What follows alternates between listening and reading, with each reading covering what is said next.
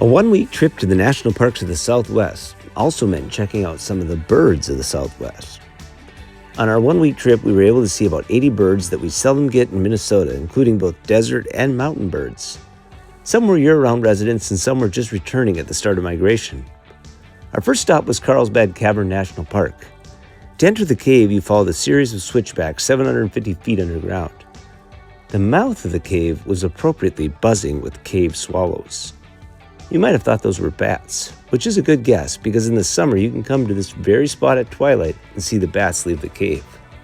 There are about 3,000 to 4,000 cave swallows that nest here on the walls and ceiling of the cave entrance. The colony has grown a ton in recent years, but it pales in comparison to the 500,000 Brazilian free-tailed bats that will fly out of here once it gets dark. The swallows return to this cave in late February each year and will stay here until October.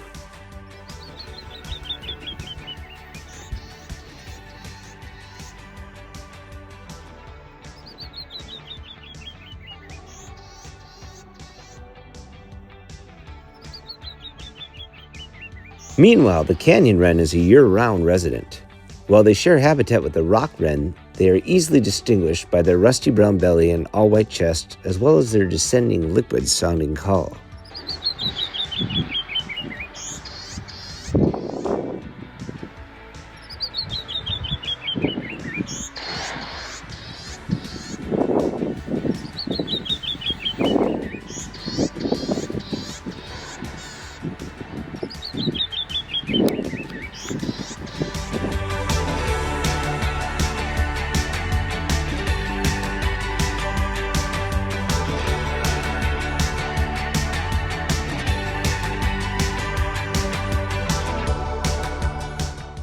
Wrens definitely respond to playback.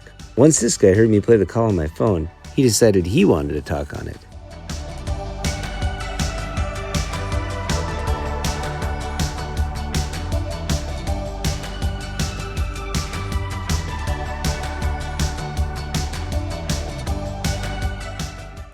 We've seen many species of wrens on this trip. Probably only the towhee outdid the wren in terms of number of total appearances.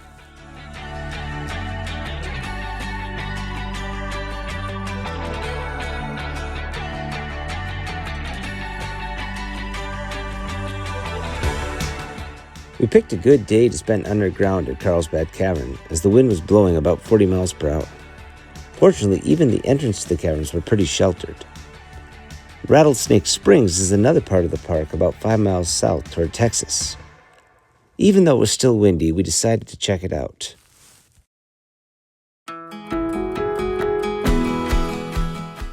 We were immediately greeted by the vermilion flycatcher.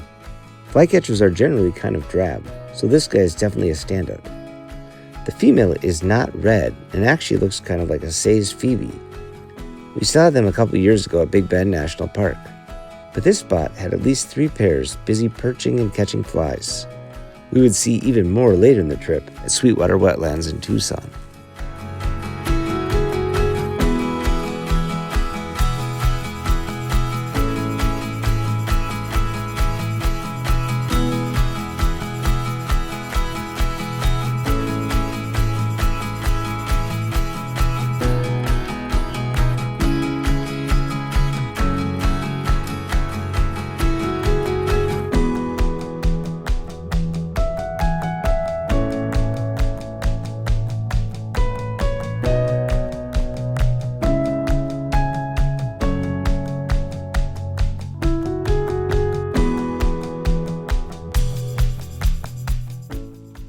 The next day, we drove to nearby Guadalupe National Park to hike to the highest point in Texas. I brought the camera, even though I knew it would be just more to carry for the 8.5-mile hike. We immediately found the Bewick's wren near the parking lot.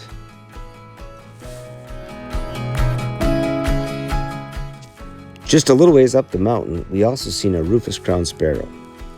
It is found on arid slopes, and that is exactly where we were.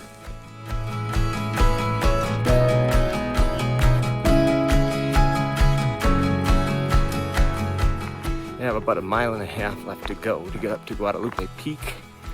We've been having a lot of spotted towhee and rock wrens calling, but they do not want to come out of their hiding spots for pictures. Maybe you could tell from that clip that I was already a little out of breath. Fortunately, a rock wren did come out of the rocks to perch on a stick and do a little calling. As I mentioned earlier, it shares its habitat with the canyon wren, but it's paler overall.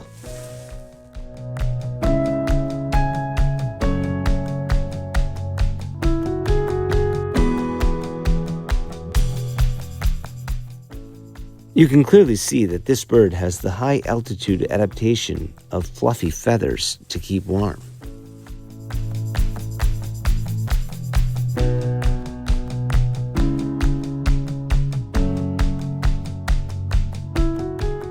As I was approaching the top of the mountain, there was a black-chinned sparrow calling in a shrub near the trail that I just couldn't quite get a photo of. I got distracted by the white-throated swifts that were constantly swooping over the mountain. They're extremely fast, and I failed to get photos or video despite having dozens fly by. I did manage to find a Townsend solitaire with several white-crowned sparrows upon returning to the parking lot.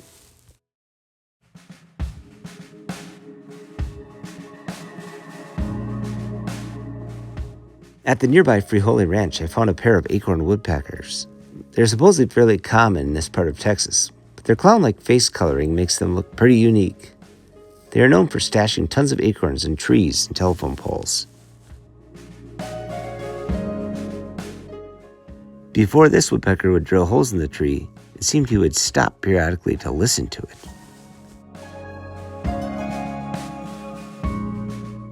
It was very hot by the time we got down from the mountain, so I was kind of happy to have a long car ride. The car ride was to make it to the Davis Mountain State Park to sit in a bird blind and hopefully see a Montezuma quail.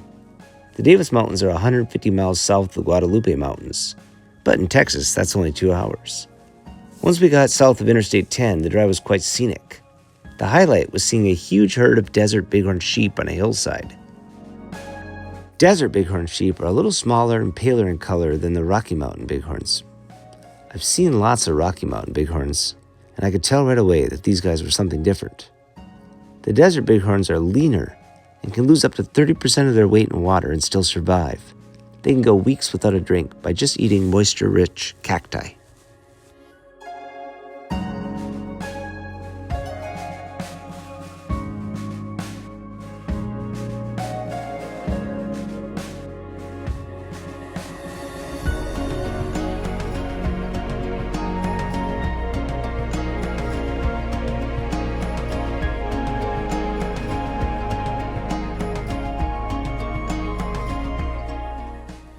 The blinds at the Davis Mountain State Park were extremely nice.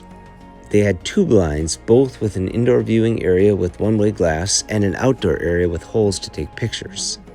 Both blinds had water features and several feeders. As we found everywhere in the desert, the white-winged dove was the most prevalent. We also seen a woodhouse scrub jay at each feeder. I thought they looked like the Mexican jay we saw later in the trip in Madera Canyon. However, they actually are closer to the California scrub jay, which also has a blue necklace across the chest. The sign in the blind actually referred to them as Western scrub jays, which was the name before the California and woodhouse were split into 2 species. We got many great looks at the black-throated sparrow, which was almost as prevalent as the doves throughout the desert. We were a little disappointed when some people from the campground told us they hadn't seen the Montezuma quail come to the blind for a year and a half. The internet said this was the best spot in the U.S. to see one. Then again, the internet also probably says Saxon Bog is the best spot to see a great gray owl. That doesn't mean you're going to see one this year. Our hopes were not too dashed because we still had time and lots of the habitat which Montezuma quail like ahead, which is grassy, rocky slopes. Not to mention, we did get to see the ladderback woodpecker and the black-crested titmouse.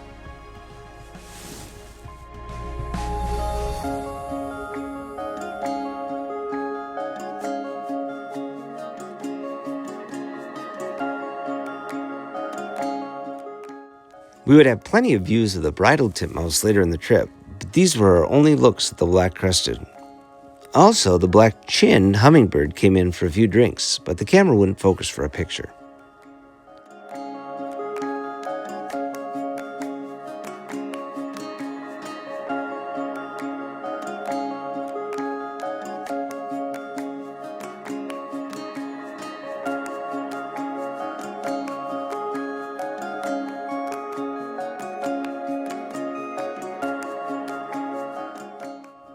Before leaving, we got many more good looks at the acorn woodpecker and the canyon towhee, which would be one of the most common birds of the trip.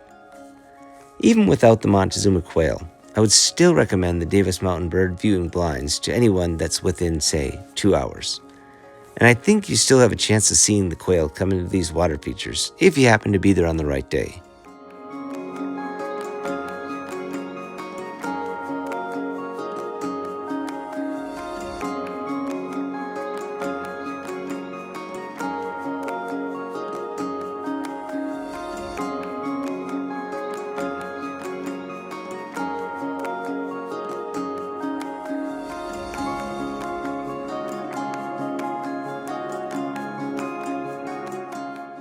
Just as we were leaving the park, we spotted a Say's Phoebe on one of the campground signs.